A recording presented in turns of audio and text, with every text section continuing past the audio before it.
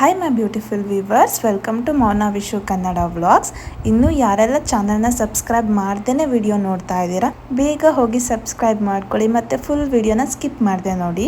ಇವತ್ತು ನಾನು ನಿಮಗೆ ಈಸಿಯಾಗಿ ಮನೆಯಲ್ಲಿ ನಿಮಗೆ ವೆಜಿಟೇಬಲ್ಸ್ ಎಲ್ಲ ಖಾಲಿ ಆಗಿದೆ ಅಥವಾ ತುಂಬ ಲೇಟ್ ಆಗಿದೆ, ಕ್ವಿಕ್ಕಾಗಿ ಯಾವ್ದಾದ್ರು ರೆಸಿಪಿ ಮಾಡಬೇಕಂದ್ರೆ ಈ ಥರ ಕೊತ್ತಂಬರಿ ರೈಸನ್ನು ಮಾಡ್ಬೋದು. ತುಂಬ ಕಡಿಮೆ ಇಂಗ್ರೀಡಿಯೆಂಟ್ಸ್ ಇದ್ದರೆ ಸಾಕು. ಮೊದಲು ಒಂದು ಮಿಕ್ಸಿ ಜಾರ್ಗೆ ಕೊತ್ತಂಬರಿ ಸೊಪ್ಪು, ಮೆಣಸಿನ್ಕಾಯಿ, ಅರಿಶಿನ, ಉಪ್ಪನ್ನ ಹಾಕಿ ಮತ್ತು ಸ್ವಲ್ಪ ನೀರನ್ನ ಆ್ಯಡ್ ಮಾಡಿ ಚೆನ್ನಾಗಿ ಗ್ರೈಂಡ್ ಮಾಡ್ಕೋಬೇಕು.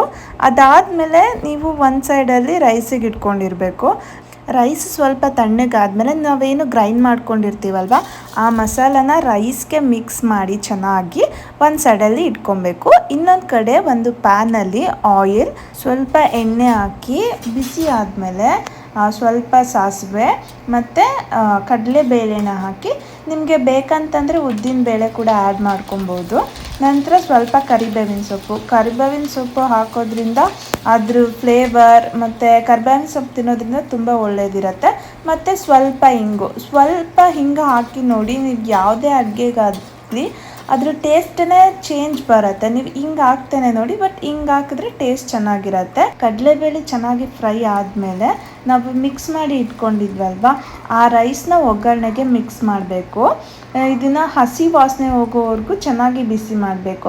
ಯಾಕಂತಂದರೆ ನಾವು ಗ್ರೈಂಡ್ ಮಾಡೋದಕ್ಕೆ ತಗೊಂಡಿರೋದು, ಲೈಕ್ ಕೊತ್ತಂಬರಿ ಸೊಪ್ಪಾಗಿರ್ಬೋದು ಮತ್ತು ಚಿಲ್ಲಿ ಆಗ್ಬೋದು, ಎಲ್ಲ ಹಸಿ ತೊಗೊಂಡಿದ್ದೀವಲ್ವ. ಸೊ ಹಸಿ ವಾಸನೆ ಹೋಗೋವರೆಗೂ ಚೆನ್ನಾಗಿ ಫ್ರೈ ಮಾಡಿದ್ರೆ ಆಯಿತು. ಈ ಥರ ತುಂಬ ಟೇಸ್ಟಿಯಾಗಿ ಬರುತ್ತೆ. ದೊಡ್ಡವ್ರಿಗೆ ತುಂಬ ಇಷ್ಟ ಆಗುತ್ತೆ ಮತ್ತು ಚಿಕ್ಕ ಮಕ್ಳಿಗಂತೂ ಫೇವ್ರೆಟ್ ಆಗುತ್ತೆ ಅಂತಲೇ ಹೇಳ್ಬೋದು. ಸೊ ನೀವು ಈ ಥರ ಕೊತ್ತಂಬರಿ ರೈಸ್ನ ಒಮ್ಮೆ ಮಾಡಿ ನೋಡಿ. ಸೊ ಇನ್ನೊಮ್ಮೆ ಖಂಡಿತ ನೀವು ಮಾಡ್ತೀರಾ.